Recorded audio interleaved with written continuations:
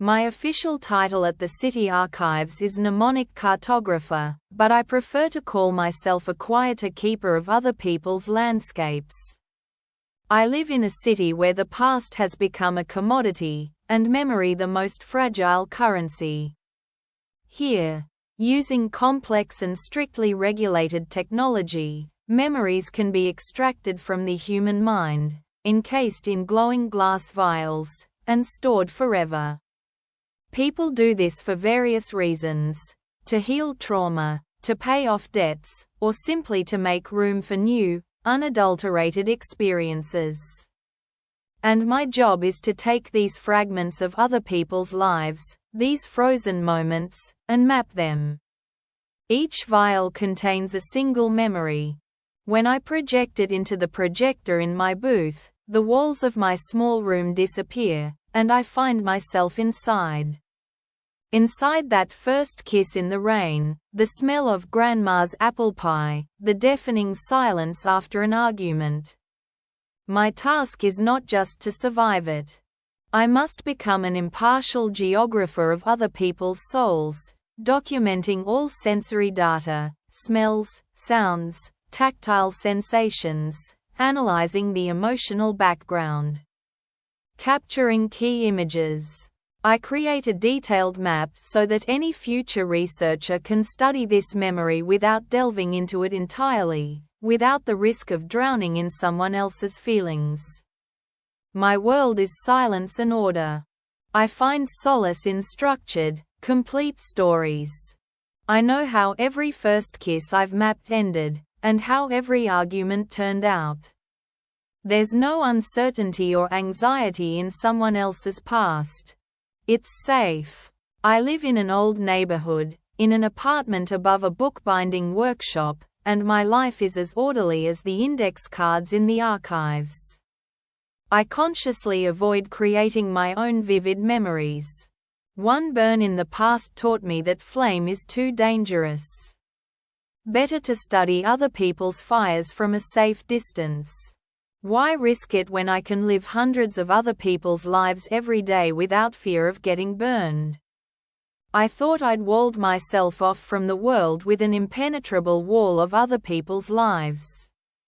I believed I'd seen everything: birth, death, love, betrayal. But one day, the archive received a collection that changed everything. A collection that forced me to break a cartographer's cardinal rule: never interfere with the landscape.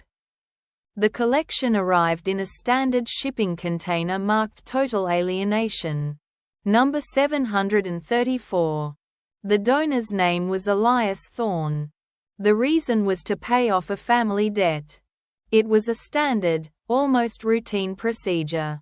A man would sell his entire life, from his first conscious moment to the moment of extraction, to start anew, debt-free and past-free. To become a tabula rasa. They gave me the first box. It contained about 100 vials spanning his childhood, each softly pulsing with a milky blue light. I took the first one, marked age 4 years. First conscious memory. I inserted it into the projector, put on the neural helmet, and the world of my cabin dissolved. I stand on wet sand. My small bare feet sink into the cool edge of the water. Above me is a vast, pearly gray sky. The air smells of salt, iodine, and rotting seaweed. I hold a smooth white stone in my hand, like a bird's egg. Image of a white stone on a beach. A tall man, my father, stands next to me, his trousers rolled up to his knees. He doesn't say a word, just looks out to sea. And I feel not fear, but an endless, calm curiosity. Emotional background: peace 78%, melancholy 15%, security 92%. I mapped his childhood for weeks. It was total immersion. I lived his life fragment by fragment. Now he's 7, and he's picking up a small violin for the first time. I feel the smooth, cool wood beneath his childish fingers, the smell of rosin and dust in the workshop of his old teacher, Monsieur Jacques. Now he's 10, hiding in the attic, reading Treasure Island, and I smell old paper and hear the rain drumming on the roof. His memories were like watercolors, a little blurry, but incredibly vivid. I felt the salty breeze on my lips and heard the cries of seagulls. I began to look forward to each new workday, to returning to the small port town, to the world of this boy, who was becoming strangely familiar to me. The problems started when I moved on to his youth. Some of the vials were damaged. Their light was dim and intermittent, as if a firefly was dying inside. When I loaded one of them, age 17, concert, the image was distorted by static, like an old videotape. I'm backstage at an old theater. It smells of dust, sweat, and hairspray. I, now a tall, thin young man with shining eyes, am holding a violin. My heart is pounding against my ribs like a caged bird. My emotional state, anxiety, 95%. But what am I afraid of? The image is frayed. I see bright spotlights, blurry faces in the audience. I see the face of a girl in the front row, looking at me with hope. I hear the first notes that I play. The melody flows, pure and beautiful. And then, a sharp, dissonant sound, like a string snapping. The crowd gasps. The memory breaks, throwing me back into the sterility of my cabin. I reported the damage to my handler, Monsieur Duval. He was a dry, pedantic man, for whom memories were just storage units.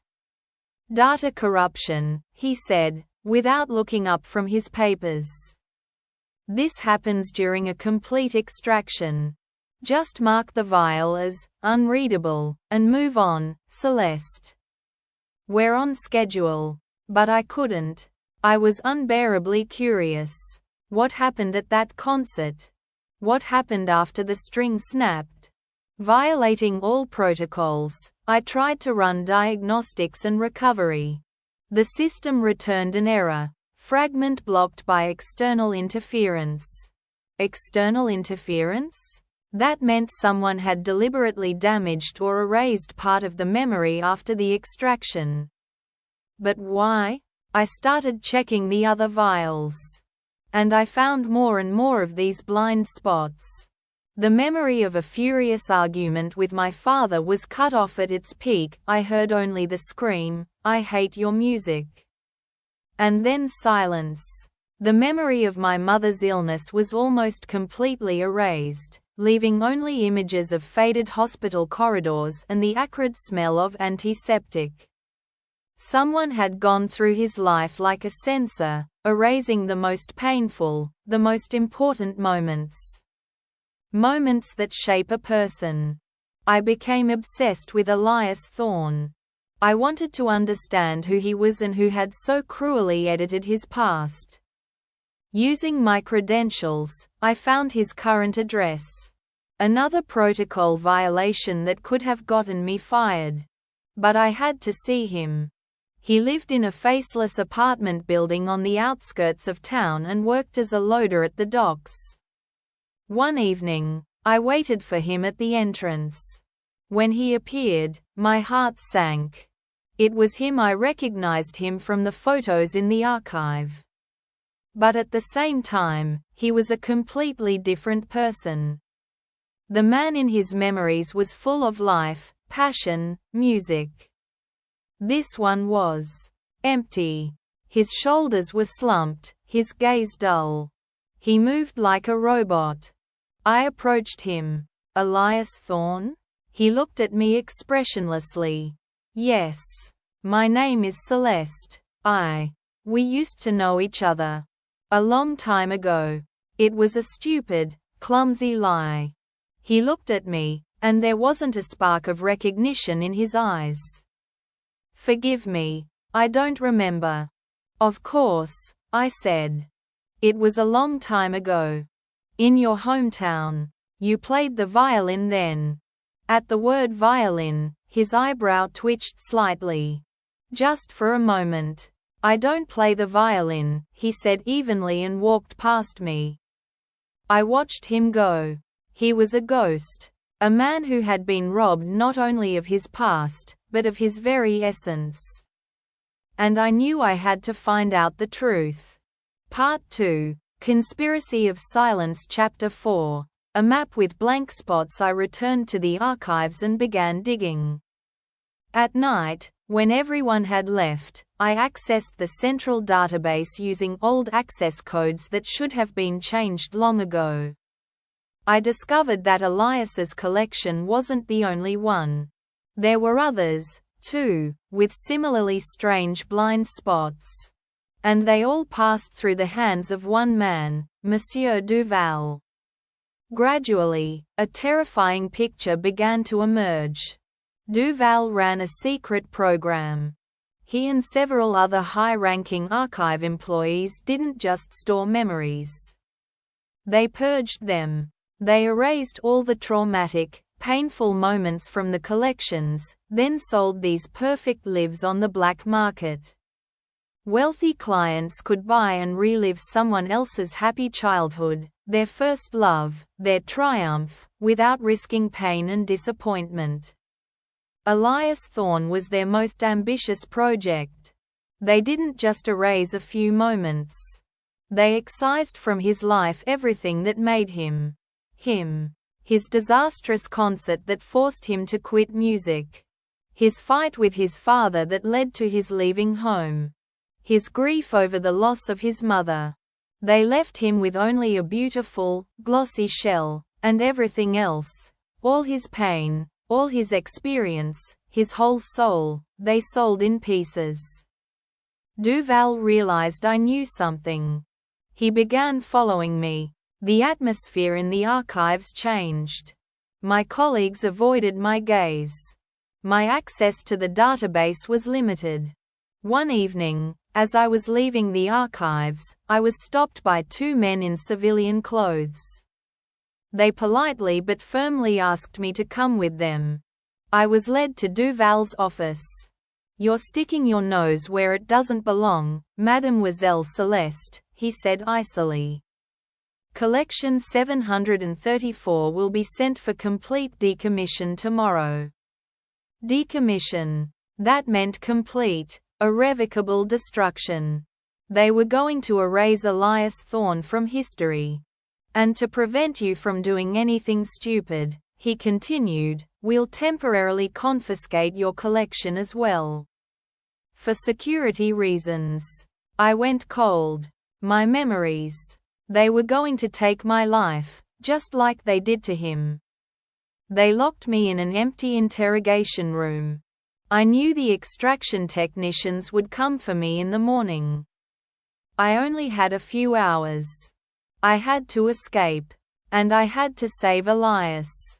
Not his body. His soul, trapped in hundreds of glass vials in the vault.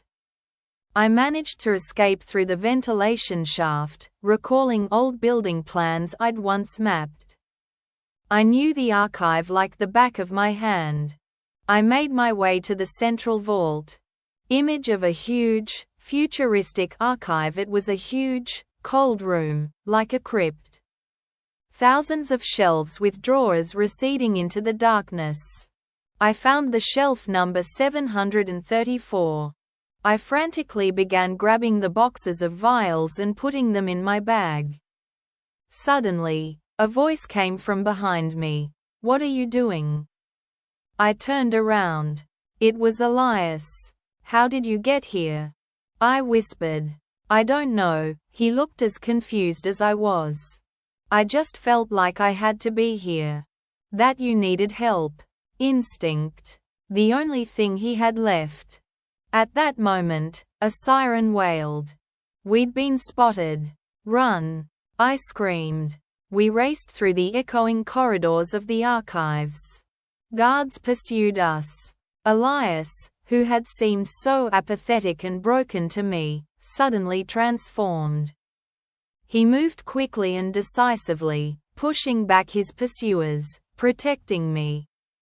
A man without a past desperately fought for the future. We managed to escape. We ran out into the night streets of the city and disappeared into the labyrinth of alleys. We hid in the old bookbinding workshop beneath my apartment. Around us, glowing vials lay on the tables, his entire stolen life. "This is all yours," I told him. "Every single one of them. Your childhood, your music, your pain, your joy." He took one vial in his hand. He stared at its soft glow for a long moment. "And now what?" he asked. "Can you return them to me?" "They're underground techniques," I replied. "It's risky. Reintegration can damage your brain. And even if it works, it won't just be the joy that returns. All the pain that was taken from you.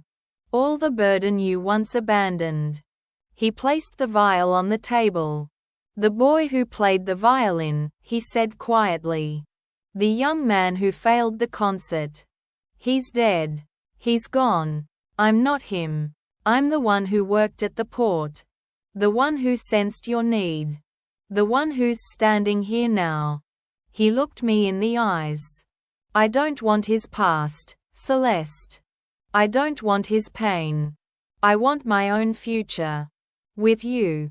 If you let me." At dawn, we drove to the coast. To where his first memory began. We stood on the same beach. The sky was the same pearly gray. He picked up the first vial. "Goodbye," he said and tossed it into the waves. The glass ball glittered in the sun and disappeared into the water.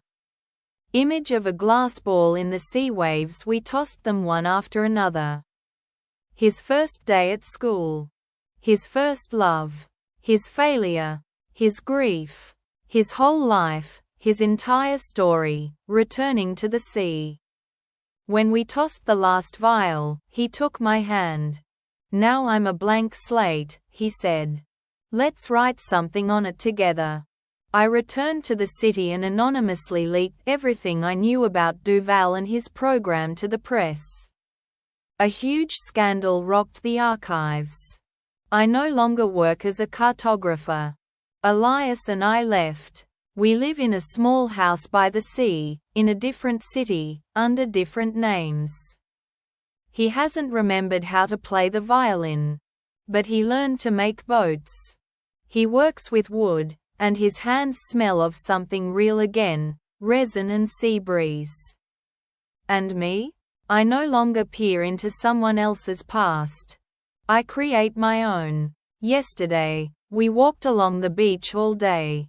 He found a smooth white stone, like a bird's egg, and gave it to me.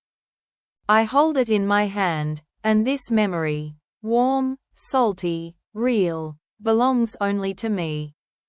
And I know I will never give it to anyone.